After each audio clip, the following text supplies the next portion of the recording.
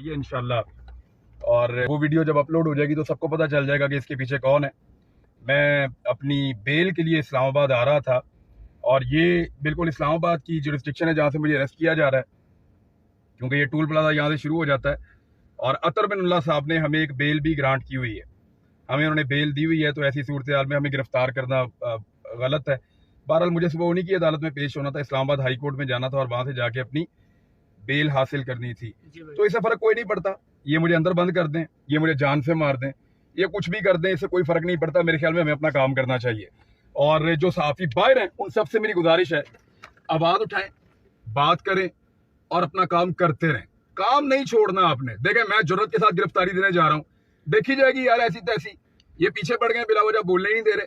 और खास तौर पे ब्रिगेडियर राशिद साहब, ये जितना ही आप कर सकते थे मेरे ख्याल में इतना ही आप कर सकते थे, इससे ज्यादा आप क्या करेंगे मेरे ख्याल में। गाड़ी आपने मेरी छीन ली, हथियार आपने मेरे छीन लिए, 20 FIR मेरे पे करवा ली। ये गिरफ्तारी वाला तजुर्बा करना है, लो ये भी करके देखो। मैं जा रहा हूँ, करें यार arrest. Thank you very much. Pakistan में ये तमाशा रह गया था, ये भी देख लें। ये फोन मेरा अपने पास है।